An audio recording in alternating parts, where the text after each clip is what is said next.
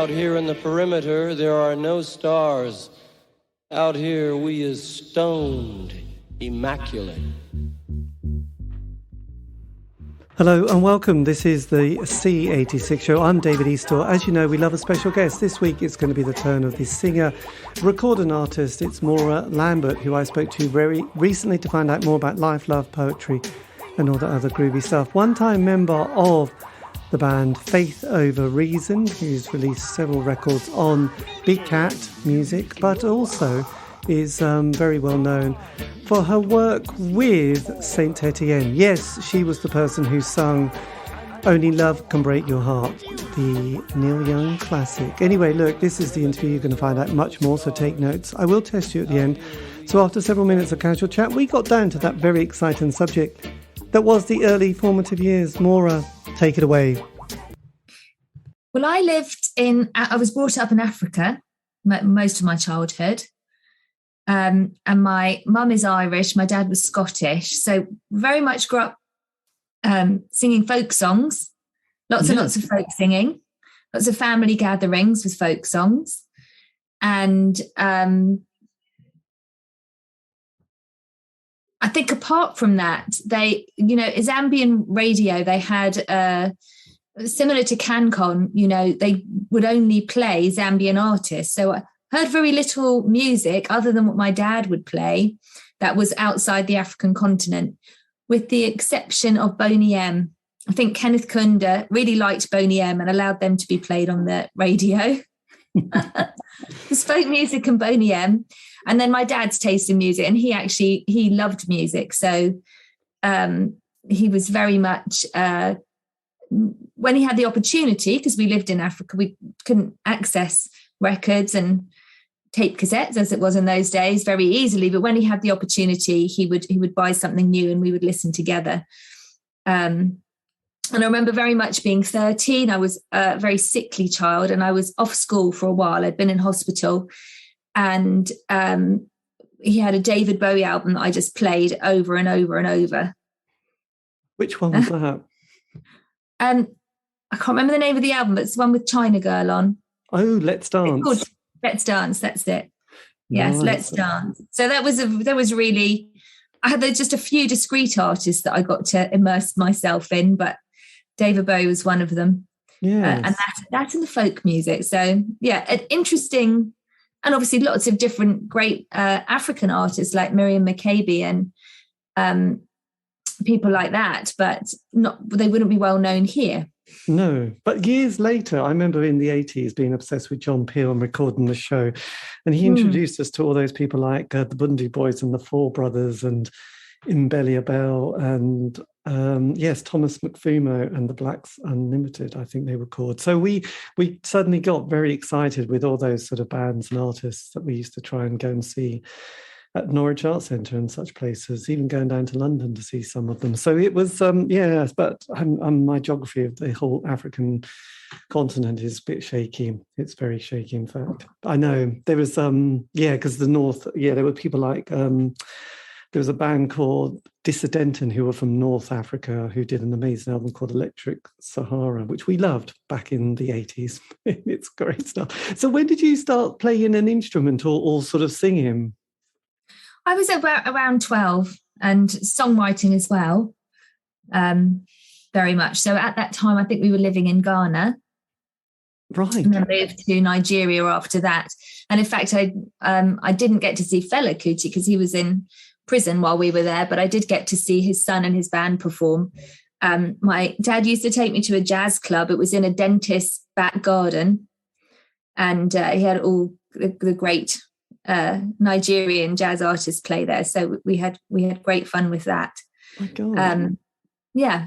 But I started playing quite young, and mostly because my mum wanted me to be able to play at family gatherings, so we could all sing folk songs together. Yes. So apart from David Bowie's Let's Dance album, which, let's face it, the first 3 tracks are so instantly recognisable, when did sort of indie pop appear into your consciousness? When I was about 15 or 16, yes. I moved back to, this part of the world, so Croydon. What year was that? 1980s, 5 or 6, something like that. A fine year for music. Yes. Fine year for music. And Bill, who I ended up in a band with, gave me I almost feel like it was like his grandmother had this very, very old valve amp. And I started learning some tracks on electric guitar, which was great fun for me until it burst into flames one day. But it was my taste of something other than playing folk music. And he was already in a band with Simon Roots and I can't remember who on drums. They used to do covers at their school. And I gate crashed one of their rehearsals one day and started singing. And they said, well, let's us be in a band then. So that's how we started off. And we were doing covers of people like the Primitives and the Pixies and things like that. My God. So is this Bill who was the keyboard player and bassist with Placebo? Yes, that's right. That was later. That was his that's his next chapter in life. So your indie pop world of the Primitives, you didn't say the Darling Buds, did you there? I'm just making that up.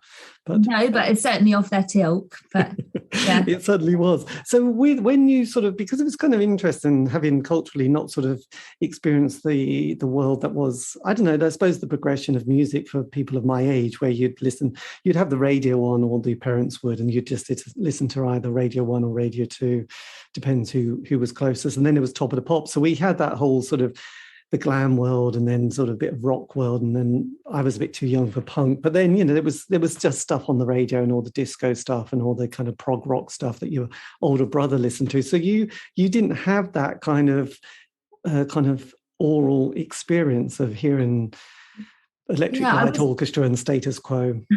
I know, my dad loved ELO, so I did love ELO, and I've loved them for a very long time, but way before it was cool to love them. I went to boarding school when I was about 12 or 13 and listened to all the music that the boarding school girls loved, like Duran Duran and Air Supply. Right. It was of that ilk. But I used to be pen pals with my cousin, Darmid, and I used to write to him, and his friends would write back in the margins of his letters. And eventually I started writing to a couple of them. And one of them said something like, I hope you don't listen to the normal charts. I hope you listen to the indie charts. I was like, I don't know. I don't even know what that is. So he started sending me, in his letters, he'd say, now you have to go and listen to this. And he gave me a kind of a indie musical education. So I guess from my mid-teens, I was sort of picking up those things, but in a small way. Yes. And what instrument did you start to learn, or learn completely? Well, I was playing classical guitar. Funnily enough, at school, I was studying classical guitar, which I gave up, and just kind of stuck to playing folk guitar. So that, and really, I've only ever played guitar to accompany myself. I'm not a guitarist. I'm a rhythm guitarist, I guess, if anything. Yes. But I always loved to sing. Yeah. Singing was my thing. So how did the band form? Because this was kind of, you brought your sort of first sort of releases out in the late 80s, early 90s. When did it sort of become a thing with a name and a sort of a lineup which was vaguely steady? That is a good question. I cannot remember how we got Mark on drums, because I'm fairly certain he wasn't on drums at the beginning. And I have no idea how we found him. Bill probably found him. Bill's the kind of logistical person in the band who would go out and actually do the practical stuff. Mm-hmm. So I don't have a memory of that at all. And then we would just start playing. We started playing in venues around Croydon. Yes. And it seemed like a thing that our friends were doing. Lots of our friends were in bands, and it was great. It was part of our social life. It was just a great fun thing to do. Yes, the 80s, as I sort of mentioned, there was a lot of bands. I think part of it was kind of in the early 80s, there was a lot of kind of high unemployment. So a lot of people in that 16 to 18-year-old phase thought, well, there's no future, to quote, the Sex Pistols. And, there was just literally not much on. So there was a lot of unemployment and people just signing on. And then there was things like the Job Seekers Allowance and the Enterprise Allowance schemes, which gave you this, opportunity to be a year just pretending to be anything, or not pretending, but, saying, I'm going to be a musician, just give me my dole money for a year. And that's where a lot of this kind of music started to sort of come out of, and through boredom and desperation, and probably just smoking lots of drugs during the day. And we were still in school. I mean, we were young. We were very young. I was 17 when we signed our first record deal. Blimey, that is young. That is. So I was sort of doing my A-levels and going off to do a gig after.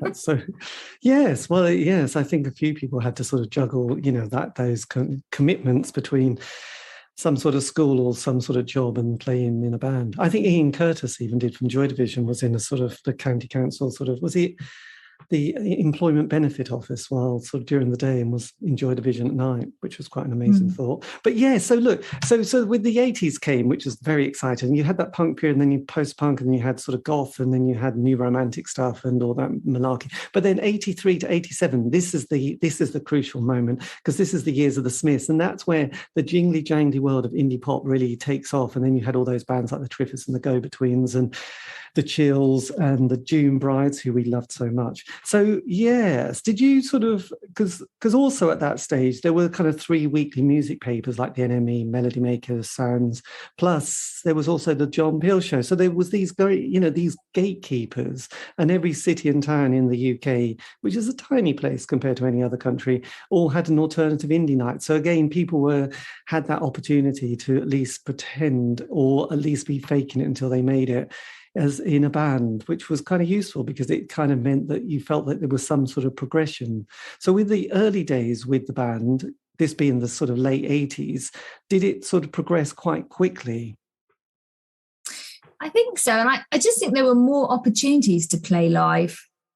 Yes. There were more places you could go. There was more places you could just pitch up and say, I'm in a band, can I play? And they'd be like, okay, well, on Thursday night you can open. Now it seems much harder to me. There's less venues, they're more selective about the artists. There's not so much opportunity for people who are just starting out, and they're not necessarily going to bring a big crowd. There just seems to be less of that. Yes, I think I think it all seems a bit of a murky mystery now, whereas then back in those days it all seemed to be like, oh, we've got a gig in Bristol, or we've got a gig in Leeds, or we've got a gig in yes. It was just kind of, there was these particular venues that I remember John Peel announcing, from the Princess Charlotte to the Duchess to the Square in Harlow. So, the Norwich has got the Art Centre as well. So can you remember your first single? This was Billy Blue, wasn't it? Which was an EP.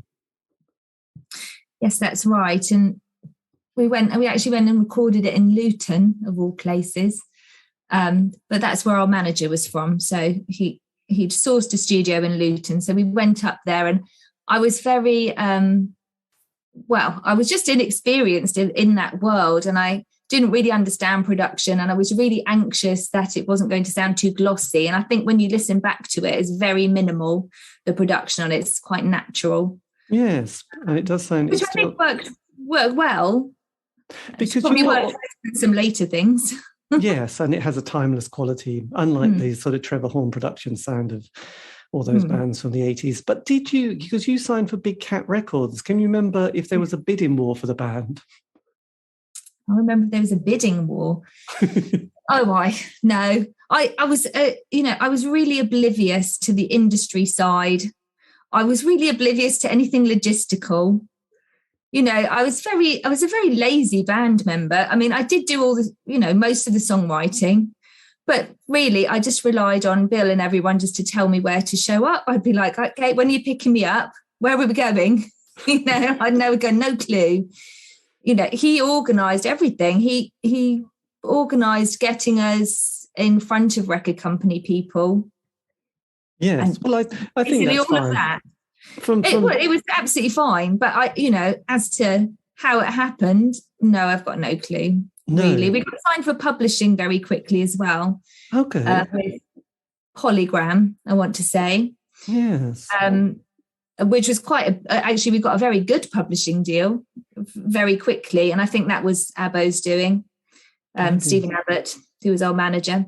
Yeah. And was that a good relationship with your manager, Stephen? With our manager, yes. We were very close, and he was very dedicated to us. And it was the early days of Big Cat Records as well. So we didn't have a lot of artists. He was able to give us quite a lot of attention in our early days.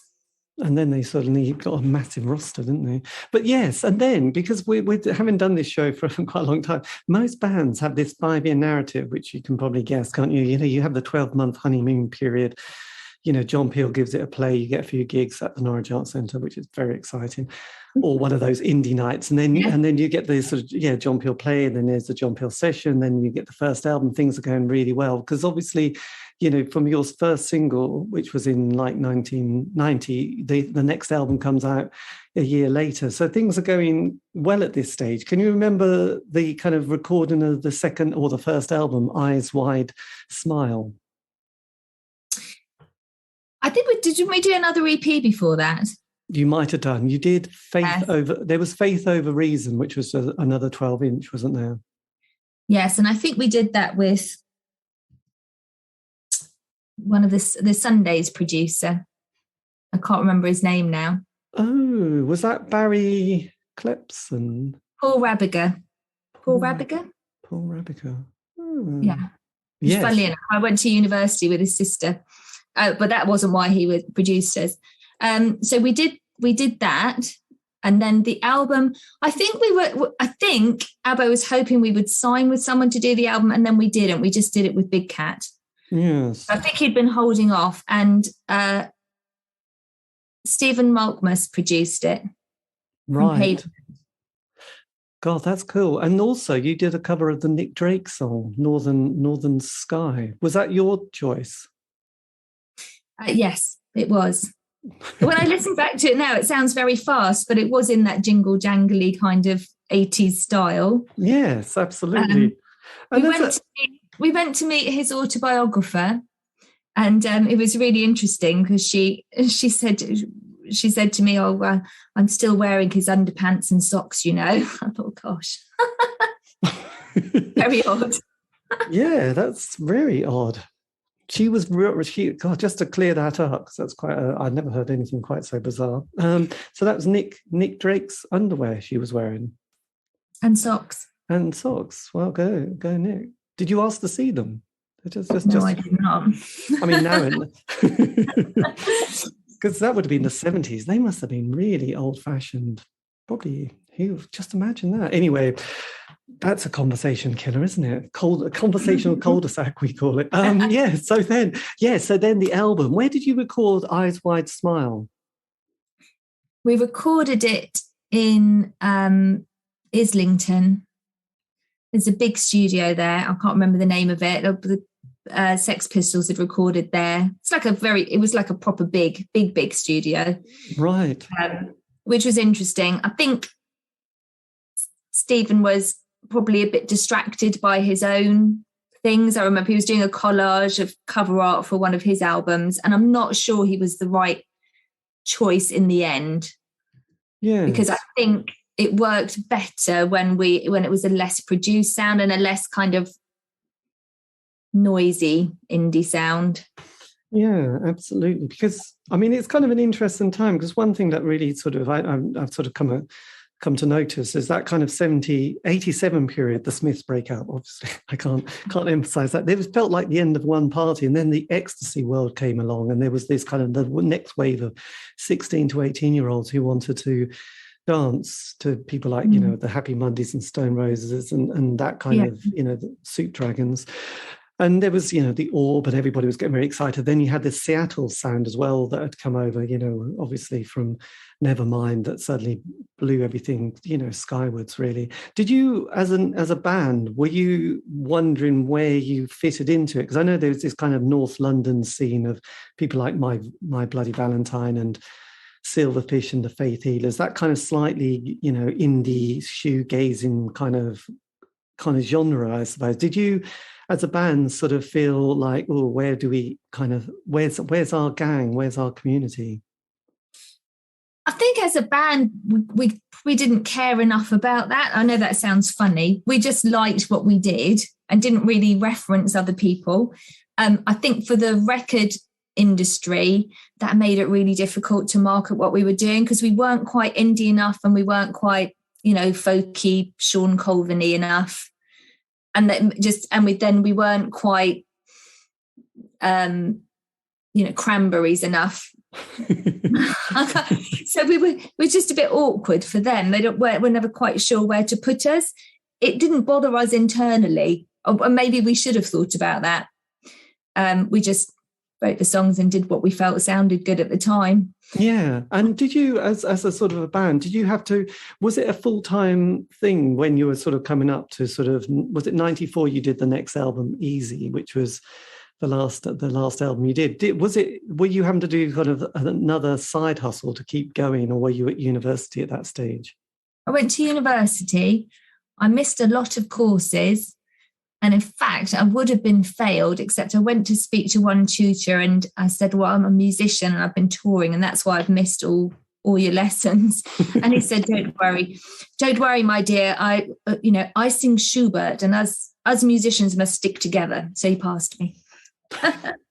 But it's a great place to be, a musician university, because again, you've got loads of venues, you've got loads of young people around you who want to go and see live music. Yeah, and at that stage there was a little bit of the post-Thatcher years and the John Major years, really. And there was a certain amount of kind of, I suppose there had been a recession. There was a little bit of coming out of the recession sort of by the mid-90s, and obviously with Team Tony and New Labour, it was just party on, wasn't it? But the kind of the Britpop world started to sort of appear quite a lot with Blur, Oasis and Pulp and My Bloody Valentine. No, my Life Story. I loved My Life Story. So yes, when you went to record the second album, did you know it was going to be your final album as a band, or was it just that you were still on that kind of zeitgeist of making music? Well, no, we didn't know it was going to be our last album together. I think that actually I'm getting confused because Stephen Maltmus produced Easy, not the other one. Right. I think what happened was that Abbo sold his record label. He sold it to Big Cat. Something like that. He sold Big Cat to V2 or someone like that. Right. And they just looked through the roster of bands and didn't know quite what they were going to do with us. And that was the discussion. And at the same time, Bill and our guitarist was Thibaut Steele, and Mark had started playing as a band together without me, I think with Placebo. And so it came to, which I was very offended by. So it seemed like a natural place to stop, if that made sense. And then I went on to do Over after that. I made an album with Over. Yes. So yeah. When you were in the studio doing Easy, was there kind of a sense that this is going to be the last hurrah of the band? No, not at all. Not at all. If anything, I think we thought it was going to be more successful than it was. But when listening back to it, I find it quite a hard listen now because it has dated. And remember what I was saying about Billy Blue I wanted it to be very pure and unproduced sounding, but Easy was almost the opposite of that. And things like the flange and things that we used on it have really dated it. Yes, I know. There is kind of strange. Regrettably. So did you as a band have a moment to have closure and say this is, to quote Jim Morrison, the end? Oh, I think I probably just got very cross at one day and just said, that's it, we're done.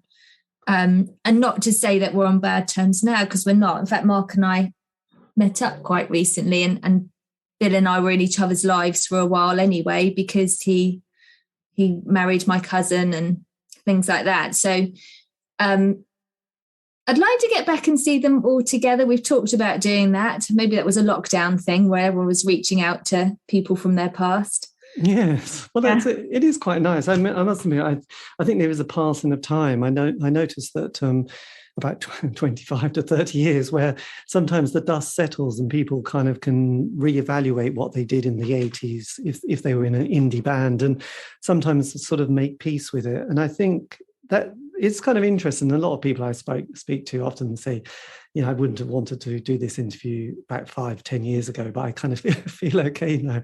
I think the slight trauma of the experience and just then moving on and thinking, no, that was it. And then, I don't know, life events change and then somebody like Cherry Red Records brings out your collection and you listen to the music for the first time in decades and think that's okay, because also with the 80s I've noticed there's been lots of films and books coming out about it, which I'm sure no one was interested in 5-10 years ago, but suddenly there's ones on The Wedding Present, The Go-Betweens, The Chills, etc. And everyone's been putting books out and photographic books who took photographs of that period. So it's been, I think you kind of reevaluate it and think, oh, actually that was quite nice. But emotionally it can just, I don't know, it's like a blender, isn't it? You can feel a little bit churned up.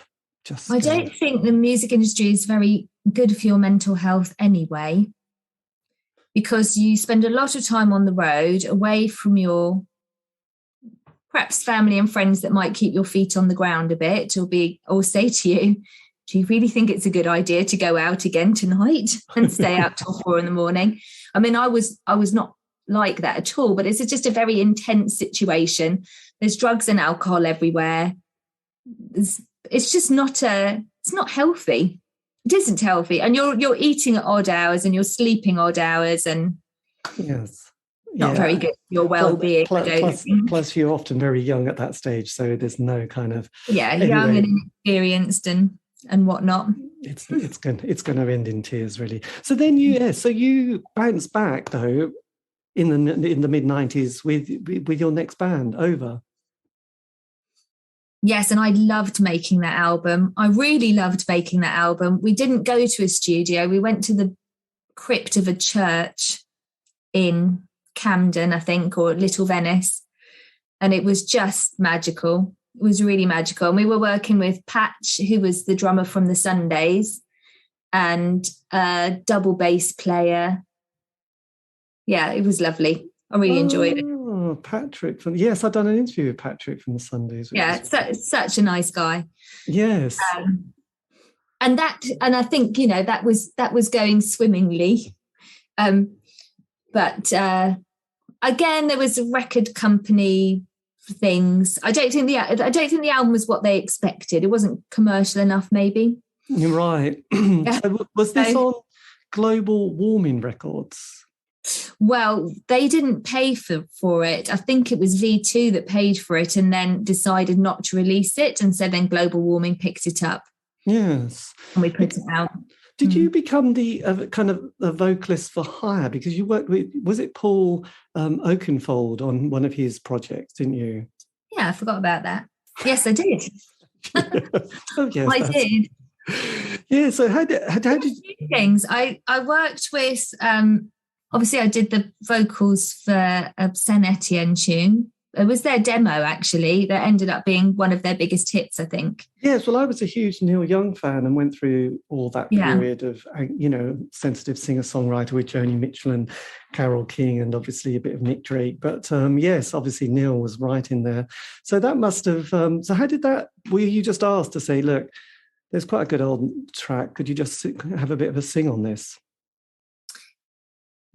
Yes, so...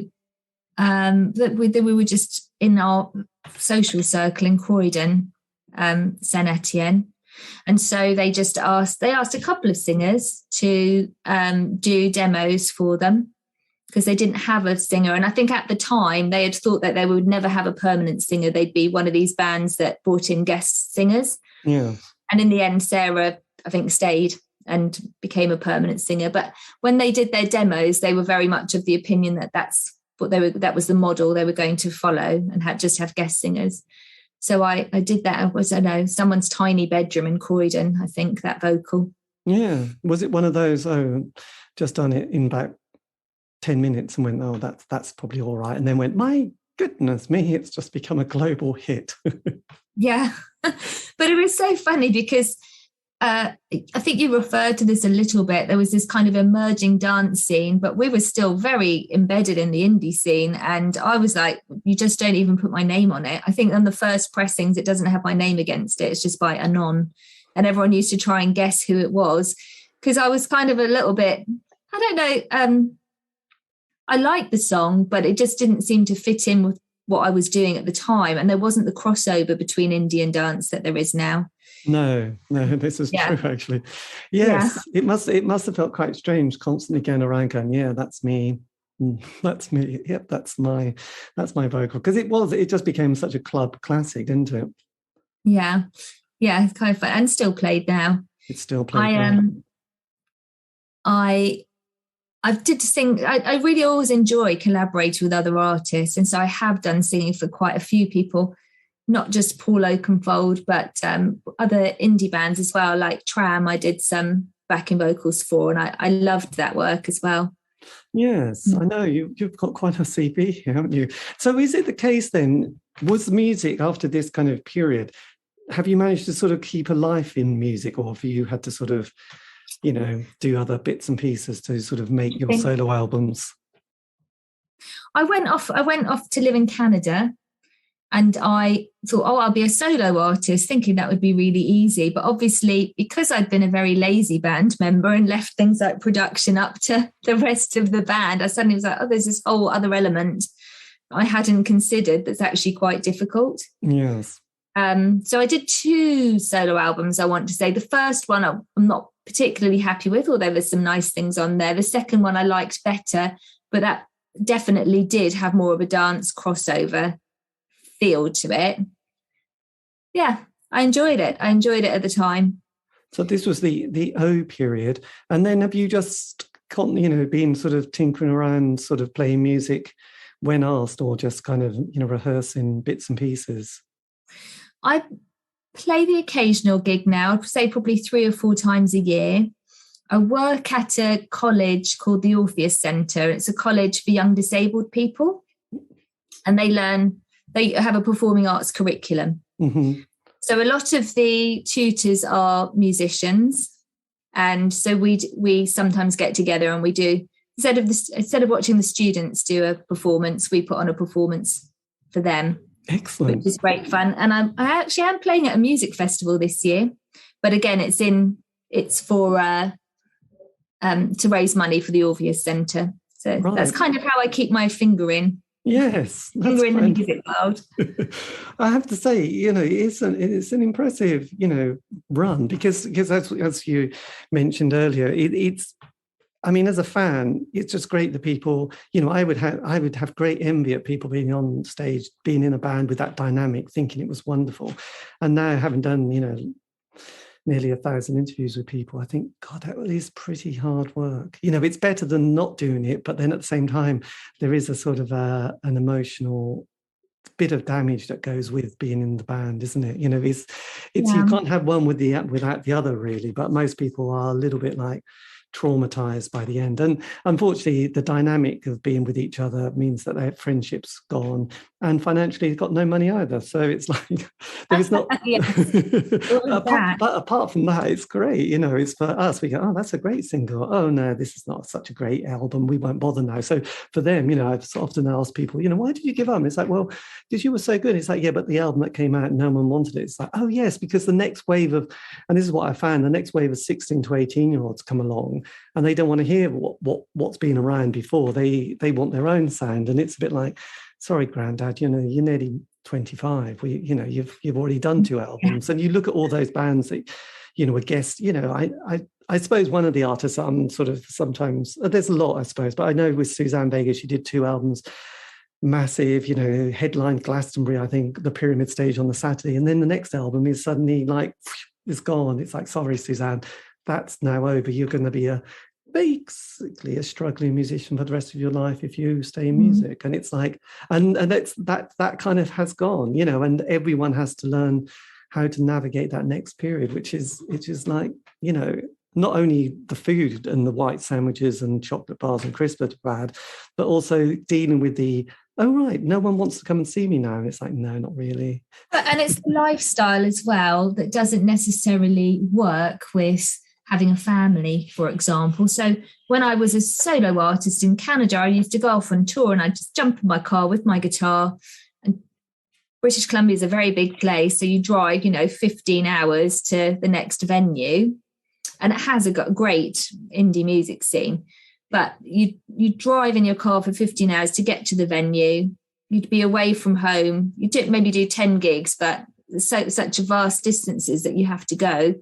You'd be away for a couple of weeks, sleeping alone in a B&B or on someone's floor. And there's a point at which when you have small children, you can't be doing that. No. So when my children used to come, my older children used to come, they used to sit at my feet while I did my concert.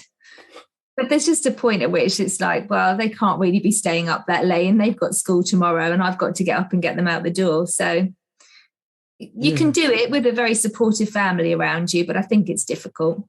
Certainly the life of a professional musician is beyond my reach now. Yeah, this is true. I mean, if there was something that you could have whispered to your 16, 18-year-old self starting out, is there anything that you would have just said, oh, you might ignore this and you probably will, but just what I've learned in my life so far, I would just take this bit of advice on? Oh, I have no idea. What 16-year-old would listen to me? I mean, I'd probably say the same things my parents said to me, which is have something to fall back on. You know, but have a finger in the music industry, absolutely, but have something that you can do alongside it. Yes. But of course, you know, young people want to, if you have a creative passion, that's what you want to do. And your mum saying, go to university and do a music tech degree is not going to help. Talking about my own children here. Yes. Were your parents kind of pleased or excited when they saw your kind of career take off with, you know, the band and then with your solo, you know, vocals as well? Yes, I think they were. I think my dad in particular was very proud of me, and they'd sometimes come to my gigs. We played at the Edinburgh Festival. My dad was Scottish, so he loved that. He thought that was amazing. We played supporting Jeff Buckley, and he loved that. You know, he absolutely loved that. But at the same time, they were concerned for my future, and I did stay at university and I did get a degree, so it's all worked out fine in the end. But I think they were a little bit worried. You know, touch and go. Was I going to drop out? But luckily, Schubert kept you on. You know, got you through. So Schubert saved me. Saved you. That's such a classic. It is such a classic. Anyway, a massive thank you to Moira Lambert for giving me the time for that interview. I know, I nearly got it wrong. But anyway, look, Moira, massive thank you. And yes, this has been the C86 Show, David Eastaugh. If you want to contact me, you can on Facebook, Twitter, Instagram, just do C86 Show. All these have been archived. You can find those on Spotify, iTunes, Podbean. Just check them out. Keep it, just enjoy. They're free. That's life. Anyway, look, have a great week. Stay safe.